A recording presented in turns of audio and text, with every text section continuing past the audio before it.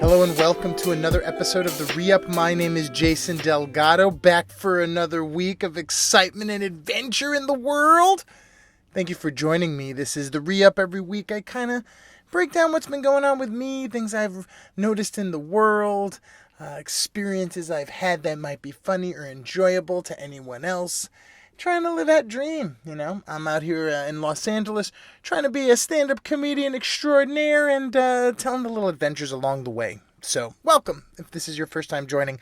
I'm, coming up on another show this Saturday. So if you are in the Los Angeles area, please join me at the Baja's Grill for hilarious comedy, adventures, and excitement and fun.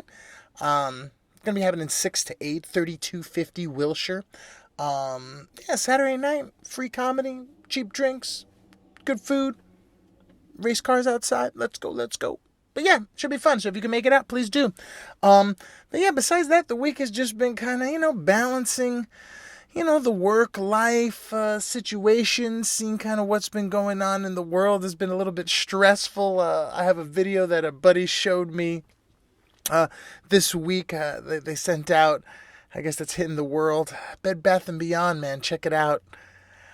Yeah, I'm not sure what to tell you. It's a sticky wicket. I'm going to sip myself a little drink and trying to just stay calm and realize how much internal mental peace is the most important thing in the world right now. We just got these checks cashed. These stimulus checks passed to us. We don't even have them yet, so I shouldn't even say cash. But they have been passed to us, and they passed by one vote. 50 to 49. Barely got us that $1,400, which is so needed for so many people. And it just boggles my mind, But I feel like that kind of boggling of the mind is what causes tensions at the Bed Bath & Beyond and beyond. I really do. I feel like it's so odd where people come to odds with one another, and kind of like the idea that, you have all these people in need. Everybody's kind of in this general consensus where we should, kind of help each other and kind of use whatever monies we have to sort of bring the country back after this, this setback that was, it was a crazy medical setback. And yet, it's still this 49 to 50. It's still this real on the line. It's still certain people who are totally against it and certain people are totally for it. And I just find it so odd that it feels like the general consensus is to help each other. But then when you look at how people voted or how the numbers are or what's happening at Bed Bath & Beyond, it tells a different story. And so, for me, I try to stay away from news stuff. I get stuff sent to me, generally from my friends and people out in the world. And so this week, another thing that I noticed was there was the Oprah Winfrey interview with the former prince and his wife. And I guess they left the monarch or whatever for America, or tried to, leave England for wherever. And England, sort of the queen and the monarch were like, we're not having anything with you. We're not going to offer you any kind of security or any kind of sanction or any kind of whatever. You're out of the family, kid. Very mob, very Cosa Nostra. But, again, I don't really follow this stuff. I didn't even watch the interview, to be honest with you. Apparently, they didn't treat them right. There was racism. Oops, excuse me. I hit the mic with racism. That's how mad I get. But no, it's true. I hear that, because she's, black, I think half black. Who cares? Of African-American descent. And just the idea that I guess in England, they want to stick with that sort of, that bloodline or whatever they do. But I guess that they experienced racism and they experienced sort of bigotry, and then when they wanted to leave and then the press was on them and all this stuff, they wanted to dip, and the queen and everybody was like, do it on your own, kiddo, you're out of the family. And so, Oprah kind of spilled the tea on that and whatever. I didn't watch the interview, to be honest with you. Again, it's I got a lot of bills to pay, kids. I'm trying to do that work. But I just feel like so much of it is, it's out in the ether, it's out in the world. I got to pay attention to it just because it's it's what people are talking about. It's part of the world, And so I just saw a couple clips from it, and I got kind of the general gist of it. And really the thing that I gathered most of it, and the thing that really inspired me most, and the thing that I could take away from the interview with Oprah, was Tyler Perry's part in this whole thing. I gotta tell you, Tyler Perry, I don't even particularly watch many of his movies. I know of him. I know that he does a lot of movies. I know that he's involved in a lot of television. And I know that the dude is a crusher. Just a crusher of media. You know, when it comes to books, plays, all that stuff, what have you, dude's a crusher of media. And I envy that. I want to be the Puerto Rican Tyler Perry. I want to be into movies and TVs and, you know, dressed like an old grandmother. I want the full experience, right? But the thing that Tyler Perry, you know, really kind of excels at is his ability to contribute, to give. You know, there's these stories about how Oprah Winfrey, when she started her own network, she was having, you know, problems as far as getting like an audience and getting things together. And Tyler Perry came to her aid and was like, I'm going to make your first televised series. It'll be fun. People will watch. It'll get the brand going. And now Tyler Perry's part owner. Tyler Perry's also a billionaire. But beyond that, he's super philanthropic, you know, like he just recently came out with this Prince story, Harry? I think it's Harry. How he pretty much got them into America, like gave them a home in Los Angeles, gave them a full security detail for months while they kind of got situated here in the States. And the Queen and the monarchy wouldn't even do that. Wouldn't even help them. Tyler Perry had to swoop in and help foreign nations' children. Like, I was just so impressed by the idea of the willingness to give and the willingness to do the right thing as far as extending a hand for good nature. You know, you want America to come across, and especially just, you know, being African American and being a person of color, you know, like, you know, as a Hispanic male, like, you know, you're always seen as something else besides what you really are. And for the black experience, I can't even imagine how much worse it is. But, like, it's always that you're seen as something else. And the idea that when it comes to foreign bodies and when it comes to sort of, you know, being in a position where you don't have to do anything and you still extend that, not only does it bode well for, you know, the people, your tribe, who you represent, but it also bodes well for how you stand as a person.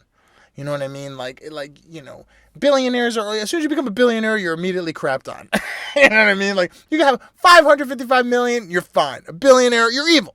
But, like, he's taking that billions and he's doing good. He's given, you know, out to the people. He's helping people from foreign nations when he doesn't have to. He's extending a good hand. It's putting a good sort of mindset, a good word in people's minds about not only Tyler Perry, his brand, what he represents, Americans, people of color, all those things. It really does represent like a huge boon for how, you know, America treats people, because for the last couple of years, it has not been that. If you come from another country, you are out of here.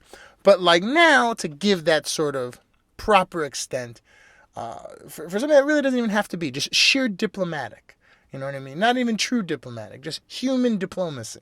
It is a very, very inspiring thing. And it made me think once again, like the whole point is to give.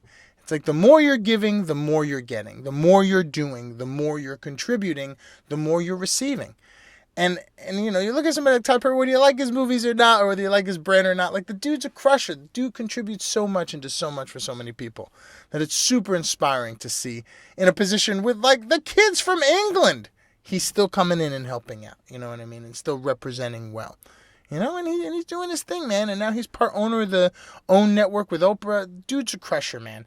And so out of all this sort of spilling the tea and they didn't treat us right, you know, and all that stuff, really love is what came out of it, man. That Tyler Perry dropping that just beautiful love and contribution towards these people. Like, I just felt like, man, I would love to be able to do that someday. To be able to just contribute and help people who can't help themselves in this way that is, you know, completely altruistic. And I feel like that's one of those, you know, the goal is to help somebody and have them never find out, you know, like to just give and to have that, you know, he could have publicized that and done all that, but that comes out, you know, when it comes out, and it makes it even more of a, you know, it makes it even more important that, you know, he would do something like that, because it wasn't even for shine. Like, the shine comes out later, but he did it for good reasons, for good diplomacy. And I really, you know, it was inspiring to me for certain. And so, like, once again, just trying to be Tyler Perry.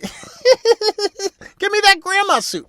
But yeah, that was one of the things that really kind of inspired me this week and kept me going through the week because, every day, it's going so fast now. I was talking about how it's already, we're through the first quarter of 2021, man. It's already March, man. We're moving so fast. Third month. By the end of this month, we're in the first quarter. How was your first quarter? And I'm just still, trying to put things together, trying to get things going. Like I said, comedy's coming back and, the vaccines are coming out, so people are getting out into the world. But it really is so much about, like, just balancing time and trying to fill in as much as I can with the time that I have. And, with the comedy and with the writing, and then I still want to finish the movie. There's all these things that I kind of like, push me towards that sort of goal. And, you got to realize at some point, like, why am I doing this? What am I doing this for? When there's so much dissension, when there's fighting at the Bed Bath & Beyonds, why would we do this?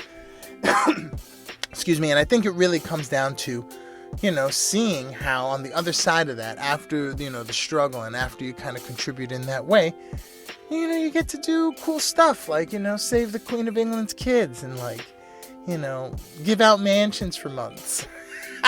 Own networks. You get to do this cool stuff at the end of that road if you still kind of persevere, do it for the right reasons, and kind of trust in that faith of contribution. And I think he's just a great example. It was just such a great example this week because I was kind of bumming a little bit this week because of, like, the checks. It's like, give us checks. Let's go, man. Help the people out. People with restaurants and stuff. And then, with, just these kind of silly videos, but it's just like how much tension there is sort of in the world in general. And I feel like so much of it is we need a little bit of a release, and we need a little bit of a positive story of people kind of just doing good for no good reason except to do good. And those are the ones we hold on to. Those are the ones that keep us going through the weeks, through the Mondays and the Tuesdays, and through to the Saturdays. And speaking of Saturday, if you're around the Saturday in the Los Angeles area, please come out to Baja's Grill. See me do my funny new jokes, 6 to 8, free show and cheap drinks, great comedians, and a song. To end this week's ReUp, I am so grateful that you made it this far. My name is Jason Delgado. Please join us each week for more fun adventures in me blabbing on. Please follow me on the gram if you are on the gram for fun stories, interesting clips about comedy and such. And as always, this is so much fun. Thank you for joining me. My name is Jason Delgado, and we will see you on the next one.